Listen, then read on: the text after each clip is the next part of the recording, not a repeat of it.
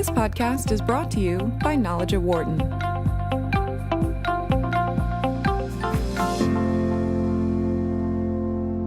For decades, there has been a view of what Barbie dolls were and brought to retail, but they are trying to change that perception somewhat in the fact that they have been bringing forth a line of dolls that are based on inspirational female personalities, like Amelia Earhart or recent Olympian Chloe Kim, mathematics pioneer Katherine Johnson, and others. It's part of a Shiro program started back in 2015. This set of dolls has also taken honorees from a variety of countries around the globe. To discuss the impact of this, we are joined in studio by our friend Barbara Kahn, Wharton marketing professor, and also joining us on the phone is Miro Copic, who is a marketing lecturer at San Diego State University. Miro, also a former chief marketing officer at Hasbro, and also joining us will be Emily Aguilo Perez, assistant professor of education at Penn State University. Barbara, great seeing you again. Thanks for coming in. It's fun to be here. What do you think the move to bring these types of personalities in these dolls forward? I think it's a positive move for Barbie and for Mattel bringing them forward, because you're trying to bring an element of history, but also reach consumers in a new way. Yeah, no, I think it's an interesting idea, but my perspective on this is what Barbie or Mattel has to do to survive is to make sure their brands are relevant and will pull the consumer in. Because with the announcement of Toys R Us closing, you're now getting Amazon, Walmart, Target, who are very strong and powerful retailers and can control everything that's sold in their inventory, how it's priced, how it's featured, etc. The stronger the brand, the more power that they have vis-a-vis the retailers. And Barbie is Mattel's strongest brand. So it's got to be modern. It's got to be relevant. It's got to be personal. And they've got to figure out what matters to the end user. Miro, Emily, great to have you on the show. Miro, I'll start with you. What is your reaction to Barbie making this move? And obviously, as Barbara said here, in the wake of what's going on with Toys R Us right now. You know, I listen to Barbara's comments, and I can't agree more. The issue is, as you know, it's a smart move. The statistics that they cited, the worldwide study of 8,000 moms, 86% of whom felt there was not a role model for their daughters. You know, Barbie is playing this. They're aligned with the Me Too movement, and they've been doing this for a couple of years. So. And I think Barbie is an interesting case because they've been relatively relevant since they've launched. I mean, in the 60s, they had dolls that, were doctors and lawyers and business women. And as they've evolved, they've kind of gone back to some of those roots. To pick up on Barbara's point, what's going to be a challenge with the Toys R Us closure is that Amazon or Target and Walmart have a limited range of SKUs. So these SKUs, these different new products may or may not make it to the shelf because they're really looking at the turns. And yes, Barbie is Mattel's strongest brand. Amazon is an interesting platform, and the question is, will it get the kind of exposure that will present it as an option for parents who are buying things for their daughters, or at least those girls seeing this stuff online? Emily, what was your reaction to this line of dolls coming out? Well, I was happy to see that they brought in many different women and from different cultures as well. And I think this is, as you were both saying, it is Mattel's biggest brand.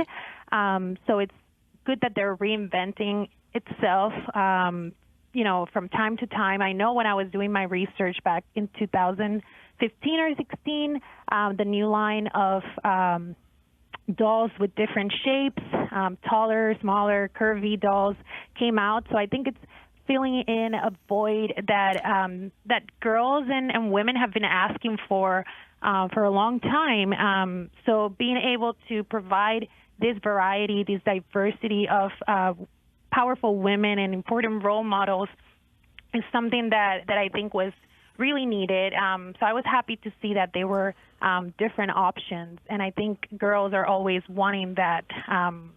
They're always wanting to see themselves or see positive role models in the dolls that they're playing with. Well, Emily, and obviously we think a lot of times about the impact of something like this on the American consumer. You mentioned your research that you had done looking at the impact of Barbie in terms of girls in Puerto Rico. what is the impact of Barbie outside the U.S.?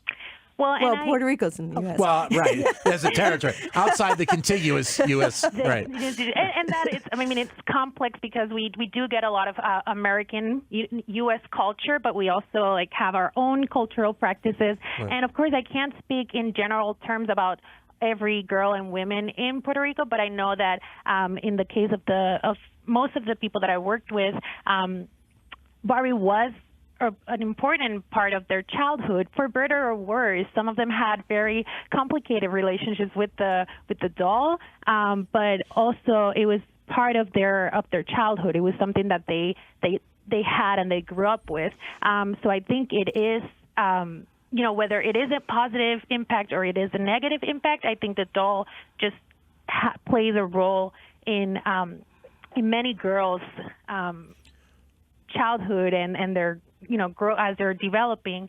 So I do think that it is an impactful toy. Which is amazing when you think about the long history of Barbie in this country. I mean, it is amazing how long Barbie's been around and continues to have levels of impact on Here's the thing young that women. I think is interesting about Barbie. So it's a brand, and you're talking about a retail environment now. People are talking about the retail apocalypse or retail disruption. Yeah. And you really need to think about what's the strategy that are going to make these brands survive.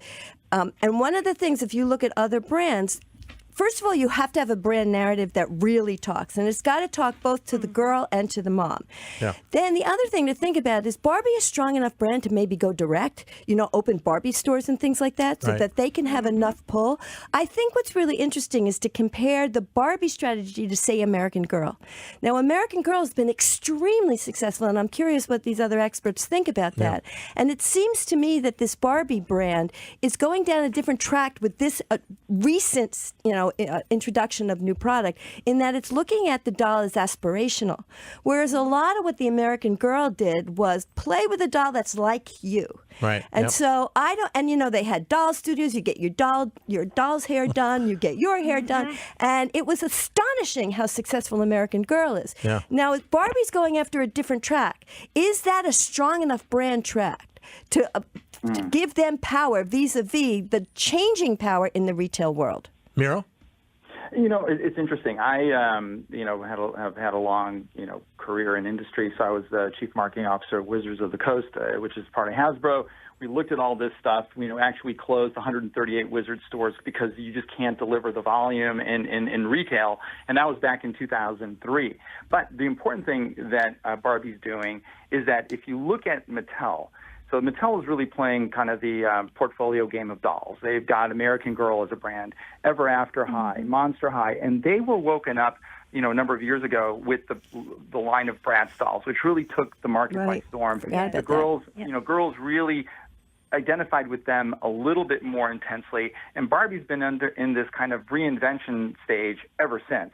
But what Barbie's done, which is quite interesting, is that they've gone down the digital app side. So for the young girls, you can go to your app store and really download all these digital apps to kind of enhance the gameplay. Because one of the big things with this, and I would like to hear my colleagues thinking, is that this is really a major PR play. It really plays to the moms. It really plays to the notion of role models, and they couldn't pick a better time and True. than driving Capture the media attention. Yeah.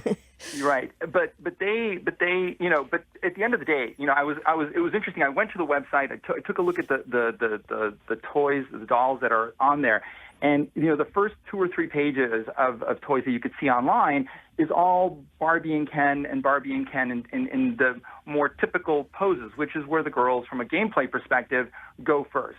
All the, Barbie as a tennis instructor, or a chef, or a vet, or a doctor, or a builder are fairly deep in the pages. Right. And I ranked it by recommendation, so it was quite fascinating.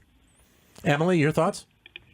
Well, and I was thinking that yes, it's interesting because I think with some of my participants, I did ask them about these Barbies that are thematic, like the tennis player or the gymnast, the doctor, and a lot of them would say, like, I didn't necessarily follow that narrative when I was when I was playing with that specific doll. So I think that also thinking in terms of play, will they use these dolls as the role that they're supposed to be, or will they just make them something else? And thinking about what was mentioned in terms of the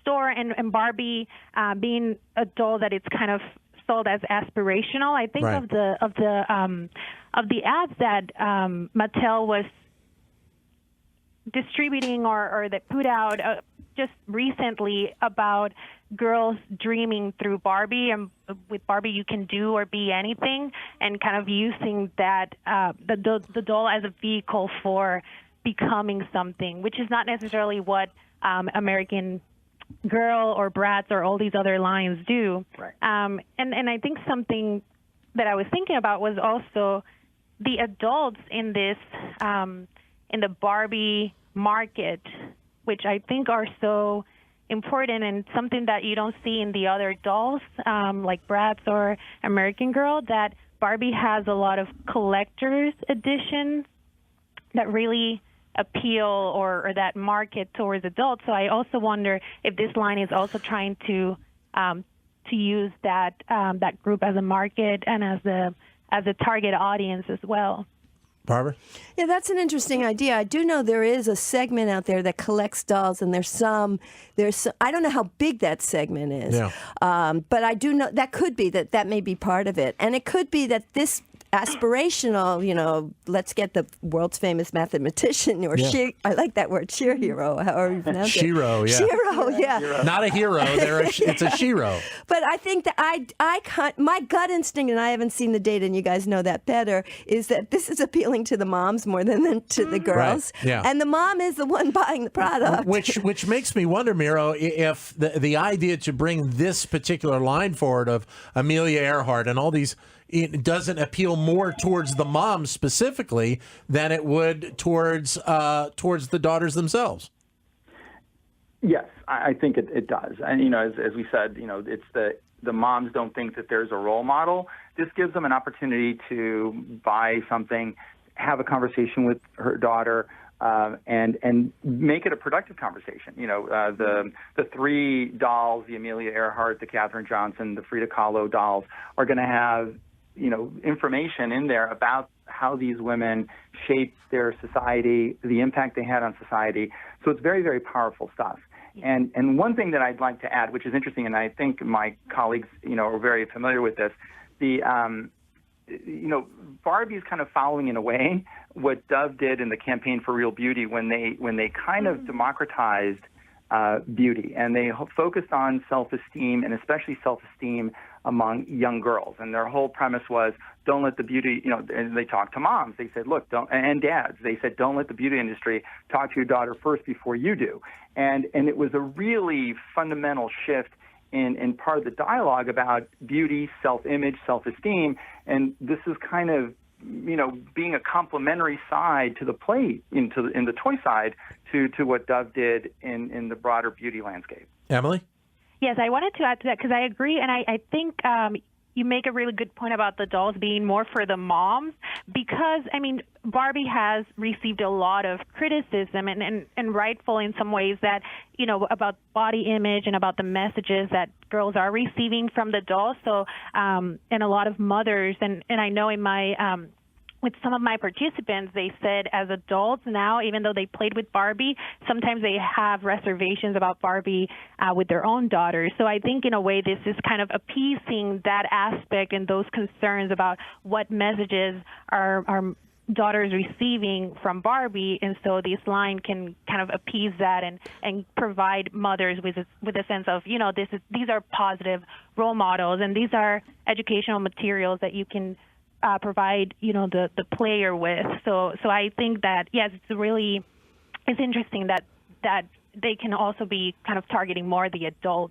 rather than the kid. Well, go ahead, Barbara. Well, I was wondering one other thing. You're talking about the digital side of it. I remember way back when I played with my Barbie, I created this whole Barbie universe. So the fact that Barbie had a boyfriend and a best friend and a car and a house, and in my time they had records. I could just live in this whole Barbie world, and I really liked it.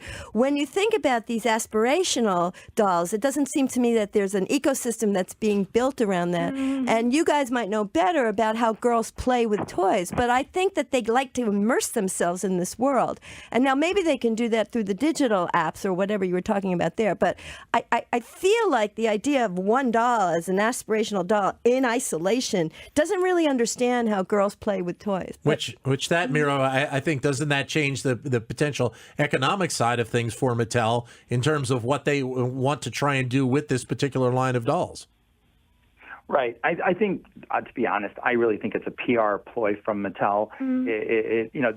They're not going to sell a lot of these. I mean, if they really do a unit breakdown, they're going to find that this line might represent fractions of a % of their business. What Mattel has been extraordinarily successful with, as Barbara mentioned, is creating an ecosystem, and the digital is included in the ecosystem because these girls are on their iPads and their phones as they're playing with their dolls in whatever world that they're creating, and what these these different jobs or these different heroes, they just are part of the play mix. The question is, if when we did a lot of play testing at Hasbro, it's kind of, we look at what the child looks at first, what they gravitate to. That's why one of their more successful lines is both the Ever After line and Monster High. Cute dolls that are zombies and vampires and Frankenstein. Terrific.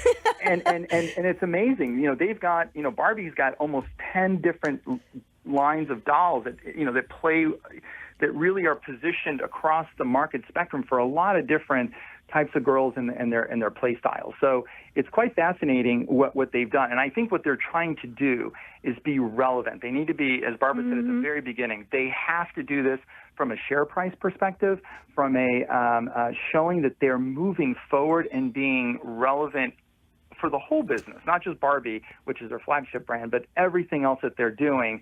And so this stuff is kind of the icing on the cake that gets them a lot of PR, that gets them the attention of the parents, especially in a Facebook feed or whatever. Yeah, it might be viral also.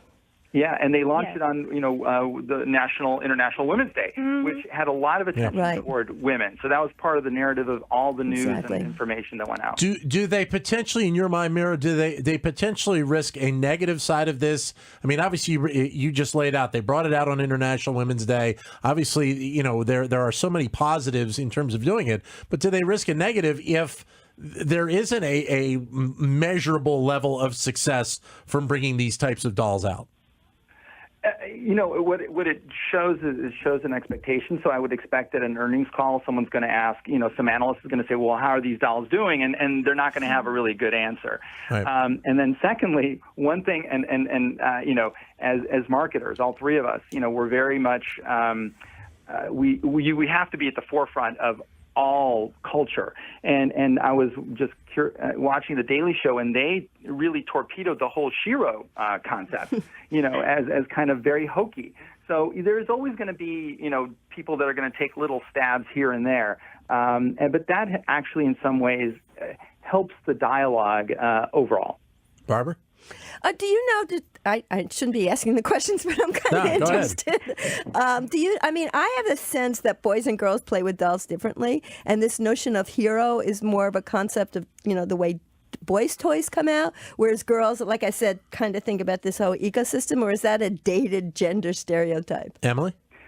Well, I think in terms of how they play, I have talked to some men who said typically their narrative about how they play with, if it's a doll or a Barbie, it's like more violent play, like they just take their heads off or something like that. Who does that? Boys. Oh, okay.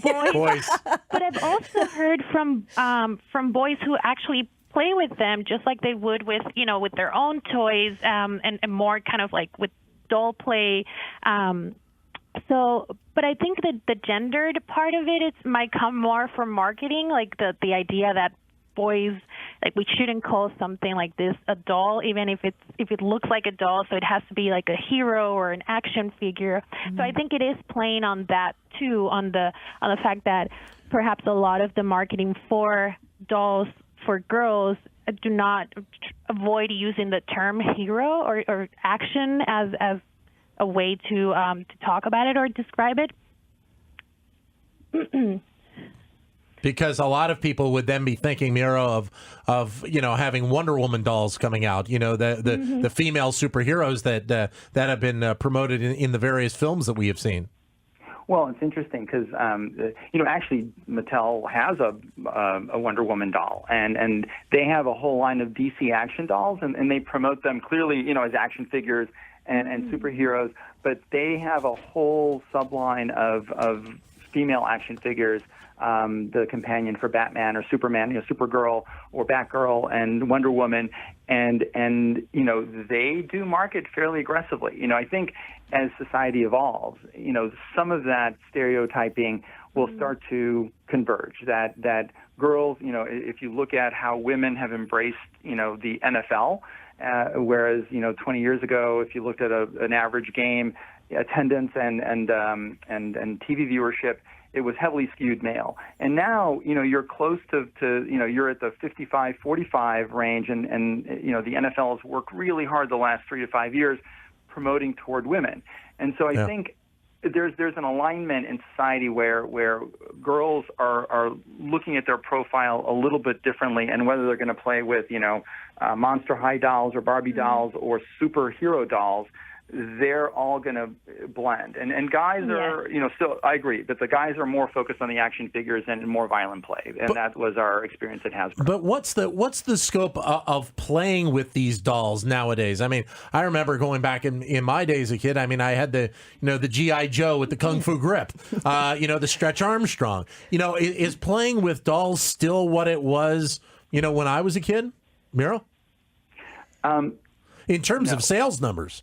Well, here's the issue, and this is where in the game world, and this is what with the demise of Toys R Us, where Hasbro and Mattel are really worried, is that tween age, which used to be 8 to 12, because kids would play through the 80s at 11 and 12 with action figures, with dolls, not a lot, but they would still play, and that whole tween age group has compressed to 8 to 9 and maybe into 10 years old. Oh, wow. North of 10, all these kids, boys and girls, really transitioned to much more digital video games, online games, and so that's why the physical toys have to evolve to, like Barbie having digital apps, to kind of extend that as much as possible toward 12. Well, that's really interesting. I was wondering, just how important the physical product is the whole world getting digital. And of course, if it does move into digital, like you seem to indicate, you see it even in play, that has a lot of implications for the retail environment. Because again, online e-commerce sites like Amazon and like Walmart.com will have an incredible advantage against these brands if they don't do something to hold their own. Well, Emily, it also goes to the education piece that a company like Mattel wants to try and do and bring forward. And they're thinking along the lines that we can't just be putting a product out, that we have to try and help the education process of our consumers as well. Yes, and I think that is an interesting part of it. And I think it was Colbert who was, when he was spoofing the Shiro line, he was mentioning, that's all I want when I get a toy, is to actually have to study or have educational material. So again, I think that is more for the parent to be able to see this doll that is sometimes constructed as problematic, to see it as something, now I can give this to my daughter because it is an educational tool. And